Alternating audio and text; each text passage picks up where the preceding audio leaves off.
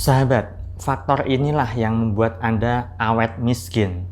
Dapatkan digital book gratis dengan format ketik nama Anda, mau digital book rahasia magnet uang, lalu kirim ke tim saya Mbak Lisa di WA 08112573x58. Assalamualaikum warahmatullahi wabarakatuh. Jumpa lagi dengan saya, salam dan salam berlimpah. Kali ini saya ingin bahas tema terkait dengan faktor-faktor yang membuat banyak orang itu awet miskinnya, ya. Semoga saja Anda tidak termasuk ya, sahabat. Kalaupun iya, ya, maka Anda bisa simak video ini sampai habis dan Anda nanti bisa mengubah cara berpikir dan meninggalkan faktor-faktor ini. Karena kalau misalnya Anda masih berkutat pada hal-hal yang akan saya bahas, maka Anda tetap awet miskin, begitu kan? Nah, tentu Anda tahu bahwa begitu lebih banyak orang yang secara finansial itu kurang beruntung atau bisa dikatakan berkekurangan ketimbang berkecukupan atau berlebihan, ya kan? Kalau misalnya Anda melihat orang-orang di sekitar Anda atau masyarakat Indonesia pada umumnya lah ya, hanya sedikit sekali orang yang hidupnya berkecukupan, berkelimpahan, dan tercukupi segala kebutuhannya, ya. Apalagi sekarang ini masa pandemi, maka banyak sekali orang yang kelimpungan mencari pekerjaan, kelimpungan mencari uang dan sebagainya dan sebagainya. Nah, kalau misalnya Anda masih berkutat pada hal-hal yang akan saya bahas ini dan Anda tidak mau berubah, ya sudah, hidup Anda akan seperti itu terus. Apa saja sih faktor-faktor yang bisa menyebabkan seseorang itu awet miskin?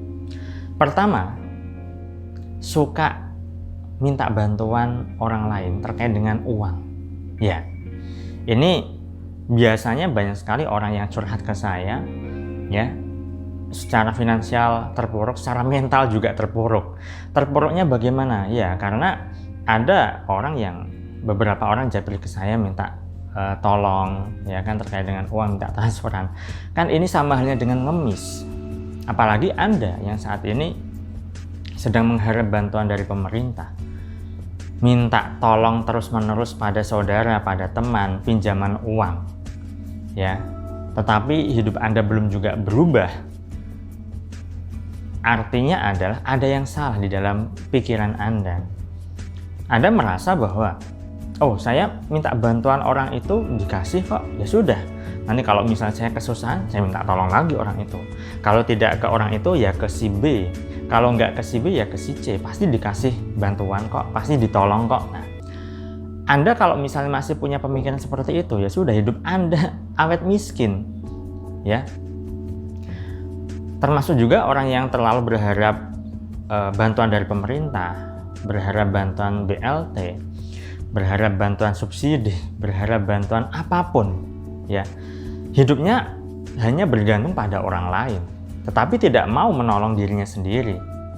Nah, jika Anda termasuk di dalamnya, ya sudah, Anda tidak akan berubah hidupnya, sahabat.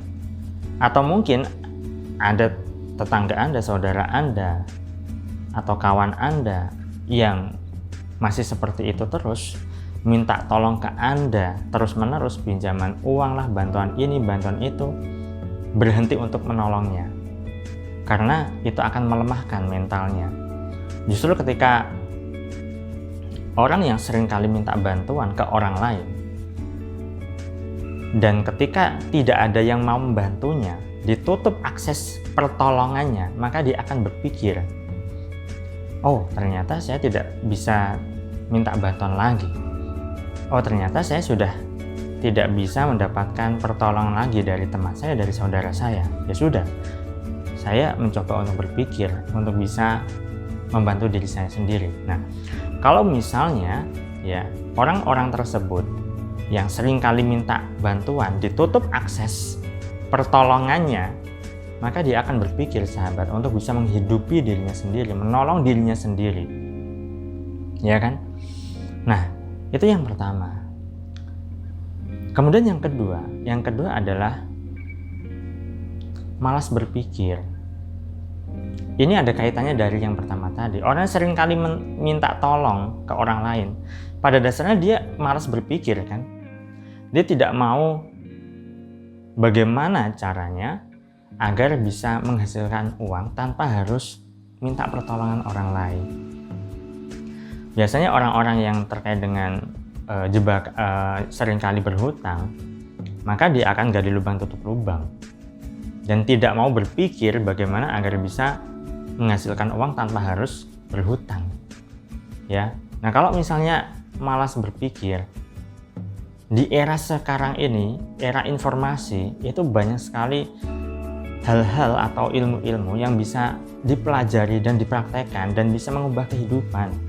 Sayangnya banyak sekali orang-orang tidak melakukan itu.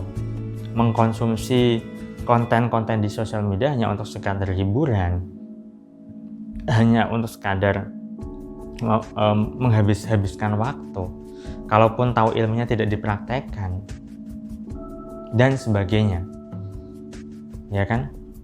Nah, kemudian berikutnya adalah orang seringkali ngeluh. Nah, ini seringkali saya sampaikan, ya kan? Orang yang suka ngeluh, maka fokusnya adalah pada masalah. Jelas. Ketika fokus pada masalah, fokus pada hal-hal yang tidak diinginkan, ya kan? Ketika Anda inginnya rezeki berlimpah, tapi fokusnya pada masalah, bagaimana bisa Anda ingin uang banyak, tapi fokus Anda pada merasa tidak punya uang, bagaimana bisa uang Anda banyak? Jadi, kalau fokus Anda pada persoalan, pada masalah, maka yang terjadi adalah keluhan.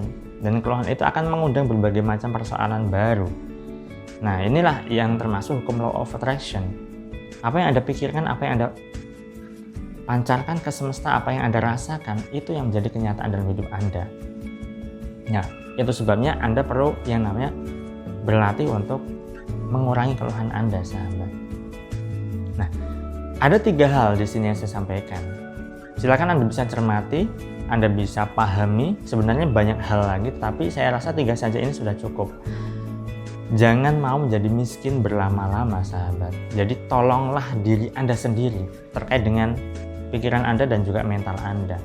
Kalau misalnya Anda terlalu banyak menggantungkan hidup pada orang lain, Anda terlalu banyak bermalas-malasan, Anda terlalu banyak keluhan, maka hidup Anda tidak akan berubah. Percayalah, kehidupan Anda akan bisa berubah ketika Anda mau mengubah diri Anda sendiri, terutama apa-apa yang ada di dalam diri Anda, terkait dengan pikiran Anda, terkait dengan mental Anda, terkait dengan mindset Anda, terkait dengan sikap Anda, terkait dengan cara bertindak Anda, dan sebagainya. Itu saja yang saya sampaikan pada kesempatan kali ini. Saya doakan agar hidup Anda berlimpah, agar dimudahkan segala hajatnya. Dan sekian dari saya salam, terima kasih, dan salam berlimpah. Assalamualaikum warahmatullahi wabarakatuh.